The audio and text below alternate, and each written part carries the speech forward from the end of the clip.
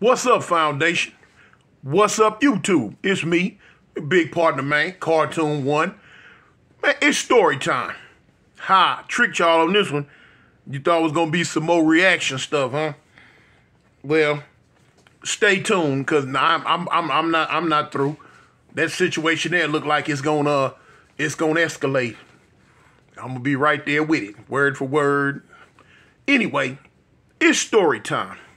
As you can tell from the title, this is a story that happened, man, about a situation in prison when I was in Pelican Bay. This happened in 1992, early or mid, late, early. It was either mid. I think it was around mid 1992. I was getting out Pelican Bay shoe. I had just finished doing a shoe term, and I was getting out. I had been released to the B facility. B facility at this time was locked down. They was locked down. It was at a war. The Bloods and the Mexicans were at war at this time. And I remember the day we got out. Me and I think the homie Big Q-Tip from Raymond and got out the same day.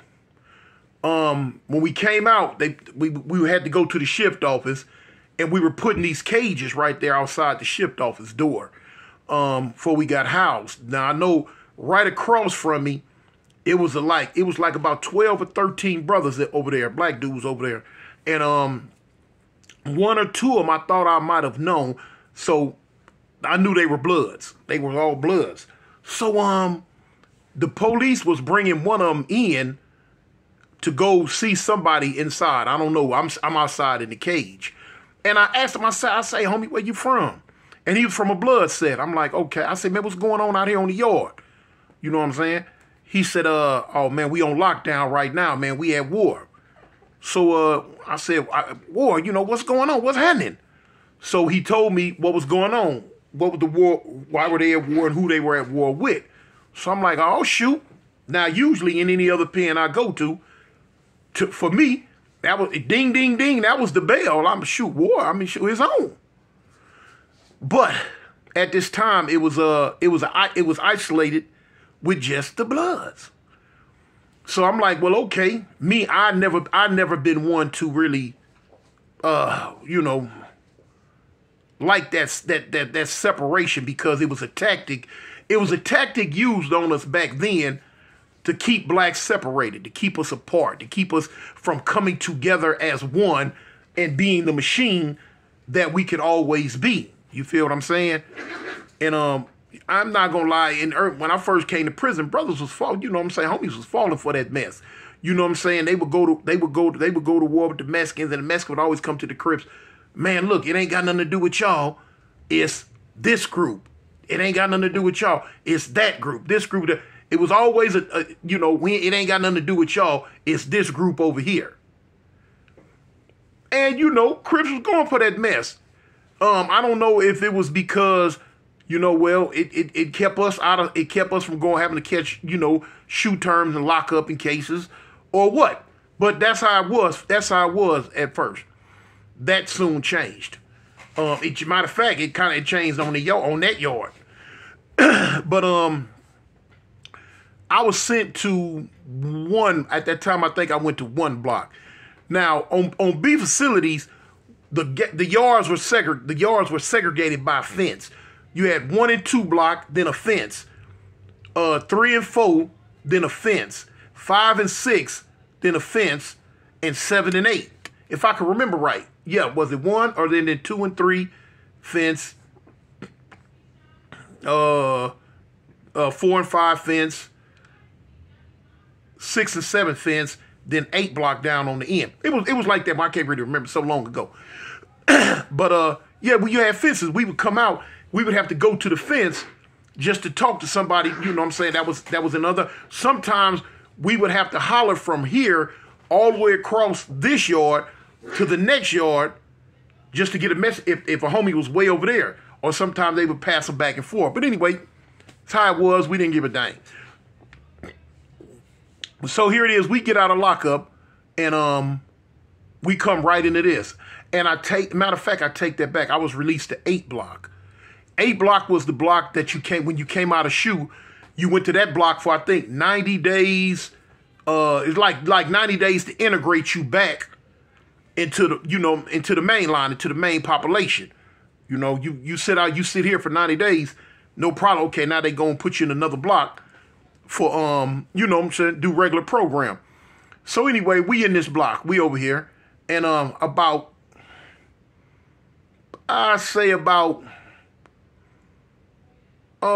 maybe 2 or 3 days after I was out and in that block, word came down the pipeline that it's on all of us, you know what I'm saying? Not just the Bloods.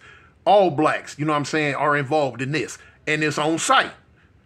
On site, get down, period. You know what I'm saying? See one, get one. That's just how it was at that time. So I'm like, well, all right, cool, no problem with me. You feel what I'm saying? If that's what it is, that's what it is. So we communicated with each other back here about, hey, look, if this gate pop and you out there, you get off.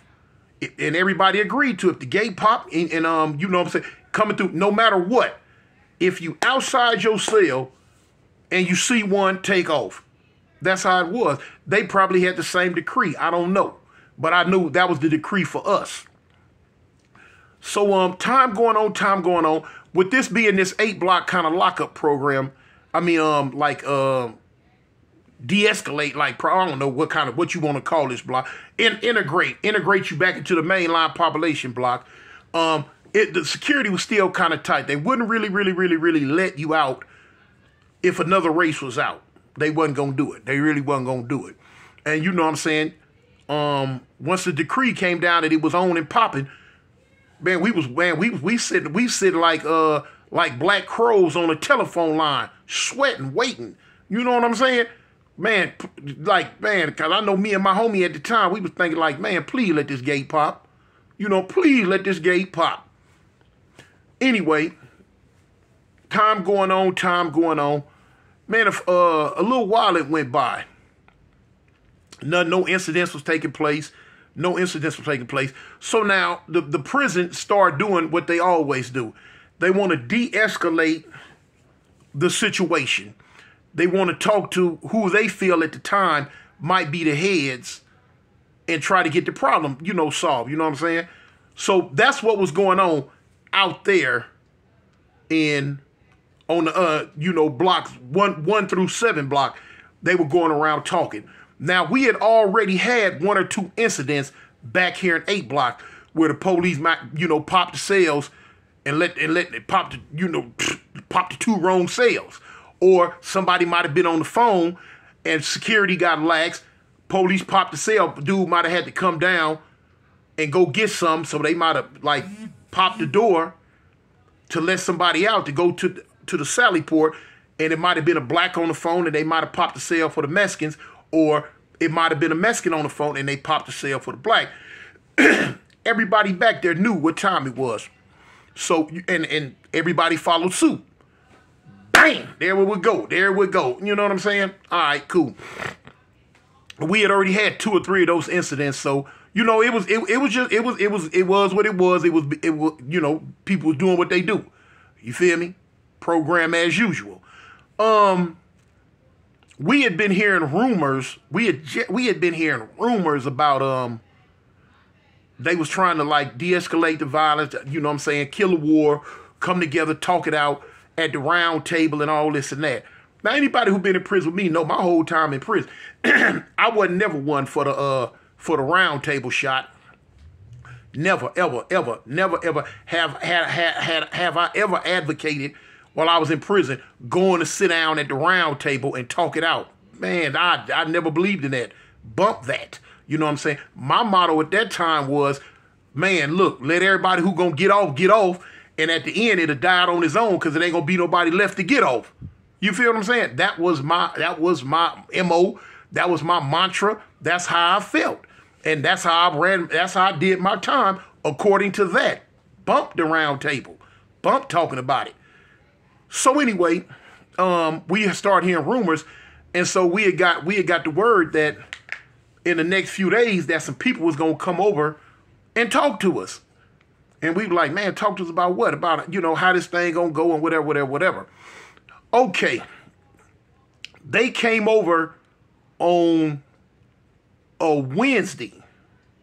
But now Tuesday, something happened that had me mad. Had me mad. I ain't gonna lie, I was mad. It was a lot of homies mad, but it had me mad. It was a little Filipino homeboy. He was Filipino, but he was a Crip. And he ran with us. A little Filipino homie, Crip, he ran with us. Anyway, they popped his cell because he had some type of paperwork he had to sign or it's something he had to do. But when they popped his cell, he had to go out to the counselor's office out there in the Sallyport. He had to go to the counselor's office. It was a little Mexican dude on the phone. So, you know what I'm saying? And everybody knew, you know, we knew he was on the phone. Everybody knew he was on the phone. But now when we heard the cell pop, we knew that was another cell on the tier popping. So, you know, everybody would, you know, I'm quite sure we did it and everybody else did it. Ran to the cell door to look, man, who was that coming out? Lo and behold, it was a little Filipino homeboy. I don't want to say his name. I don't want to say what set he was from. Little Crip dude though. All right. So when he passed by the homie's cell, he like, what's up, cuz? What's up, cuz? What's up, cuz? I know when he passed by my cell, he was like, man, what's up, cuz? I'm like, fool, handle your business. You know what's up, handle your business. He was like, all right, cuz, all right. He went down the stairs. Now this tripped me out. Cause neither one of them did nothing. He went down, they already had the Sallyport door open. He went down the stairs and went right on out to do what he had to do. The little Mexican dude was on the phone right there. So I'm like, dang, everybody looking. I'm knowing everybody looking because we talked about it. About 2-3 minutes later, he came back in. He didn't get off. He didn't take off. But now, neither did the Mexican dude. He didn't take off neither. He came right on up the stairs and went back to his cell. Because when he passed by my cell, I'm like, what's up, fool? What you gonna do? What's happening? Oh, man, oh, Big Toom, oh, cuz, it ain't nothing, man. It ain't nothing. I'm like, it ain't nothing. Yeah, he go in his cell. Needless to say, now I shot him a kite, a blistering kite after that. You know what I'm saying? Told him how I felt about it. You know, boom. So anyway, like I say, we were on lockdown in this block anyway. Matter of fact, well, the whole yard was on lockdown for real. So anyway, we had been back here in this block right here, in 8 block, man, going at it. Unbeknownst to us, for the last maybe week or so, or 2 weeks, they had kind of been like having a little cease to hostilities on the main line, on B Yard. They had been, you know what I'm saying, okay, they had been holding hands and kicking cans. But we was back here in 8 block going at it. You know what I'm saying? Having a wing ding back here. The 90 days that I had been back there, it had been like maybe 4 or 5 altercations. You know what I'm saying? Maybe 4 or 5 altercations from the police popping the doors. Boom. Okay, so like I say, that Tuesday, that's when the little Filipino homie came out, went on out there, came back in, and nothing took place. Boy, look, we was hot at him. But anyway, so the next day, they came through and they told us, look, we're going to be sending all y'all. They had like the little yard, not the main line yard, but the little small yard, the little rec yard that you can go to out that little side door and go out there. They had been the police was bringing what they considered some influential Crips from out on the main line back here to talk to us about, you know what I'm saying, hey, it's over with. We cool. So, you know, we knew they was coming. We had a lot of us had mixed feelings. And it was just, like, dang. So now the next day when we go out there, now, I want, man, the little Filipino homie, I want to deal with him. But now it wasn't about that right now. It was about seeing what the homies that was coming back there to talk to us about. So now when they came back there, they telling us how it was going out here on the main line, what gotta happen, this, that, and the other. Boom, boom, boom. We heard, you know what I'm saying? We heard y'all back here, y'all going at it still, this, that, and the other. Boom. Man, we need to kill all that, man, boom. Everything cool now, this, that, and the other, that, this, and this. Now, me being who I am, especially how I was then, in my mind, I'm like, man, you don't get the F out of here. Nobody want to hear that. Y'all out there holding hands, kicking cans, eating soups and cookies, and kissing each other elbows. We love the world. But now we back here in 8 Block going at it. You know what I'm saying? Every time the gate pop, you got to run to the door and see who coming out. So anyway, this the story right here, though. I look to the side. Man, I see this big old tall white boy back here with me. It's about, ain't no line, it was about 15 Crips on this little yard. It's about 15 of us on the yard. If that. Between 12, 15, something like that. So anyway, when I look to the side, big old tall white boy out here. I'm like, man, what? Now, the word was, get off when you see one. And at that time, we you know what I'm saying, we was gonna take off on the Mexicans or the whites. It didn't make no difference. You feel what I'm saying? Because at that time, they rode with each other to us anyway. We figured they rode with each other anyway. So, you know what I'm saying, it make us no difference. Get off on whichever one you seen. So now when I look to my left and I see this tall white boy, I'm like, cuz. I'm like, man, fool, what you doing out here on the yard? So now right before I bomb on him, no. I'm like, fool, what you doing out here what you doing out here with us? So the dude look at me, and you know what I'm saying, he kind of like, you know what I'm saying, like, basically he was letting it be known, man, fool, I ain't scared of nothing. I'm supposed to be out here. So when I hit him, I'm like, what you doing out here on this yard, fool? So the dude was like, fool, I'm supposed to be out here. I'm a Crip. I'm like, huh? Like, yeah, I'm supposed to be out here. I'm a Crip too, homie. So I'm like, cuz, man, who you, cuz, where you from, homie? So the dude say, cuz, I'm Leebo from Front Hood, Compton. I think it was Leebo. If I can remember, if I'm wrong, you know what I'm saying, anybody from Compton who know the homie, if I got the name wrong, let me know. Because now, the Comptons had a lot of bows. They had, especially the Front Hoods, they had this bow, that bow, this bow, bow. They had some with some bows on it. But if I remember him right, he was Leebo, tall homie. He like, cuz, man, I'm Leebo, cuz, Front Hood, Compton Crip. I'm like, oh, shoot. I'm like, cuz, you Crip? Like, yeah. I'm like, oh, all right. So then somebody else standing out too. You know, the homie stay, oh, we all standing right there. Like, Toon, yeah, cuz, that's the homie, cuz, he a rider, he down. And he was. He was a rider, and he was down. I'm like, all right, cuz, you know what I'm saying?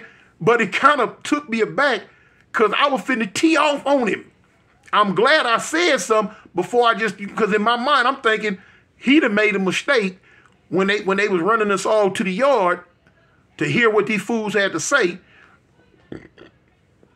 I'm thinking he might have got caught up in the mix and didn't know he wasn't supposed to be out there and mess around and came on out here too. It was finna be a bad day for him. But anyway, he was supposed to be out there. So it throwed me, man. It throwed me. We end up listening to him. They gave us the rundown on, you know, things. You know, it was peace. Peace was called peace treaty, this and that, whatever, however you want to call it. Wasn't nothing else jumping. It was okay. So we like, cool. So we went on from there about. I end up getting out of there about 8-9 days later. Went down there to 1 Block with one of my G homies from the set, and you know that was it. End up leaving. That's when we left there and ended up going back going to open up. We went and opened up. We went on. Well, with a lot of stuff that happened, but we ended up eventually going to open up Lancaster Prison. Lancaster Prison had opened up, but when we left Pelican Bay to go open up Lancaster, we was on lockdown again. You know what I'm saying? Same type of get down, same combatants, same everything. You know what I'm saying? Over and over and over. Y'all know how the prison was back then if you was there. But anyway, yeah, man, that's a little story right there, man, on how I met the white homie Leebo from Front Hood Compton. You know what I'm saying? I don't know where you at, homie. Wherever you at, man, I wish you luck, man. I hope you're doing good, man. So is me, man. You're part of the cartoon.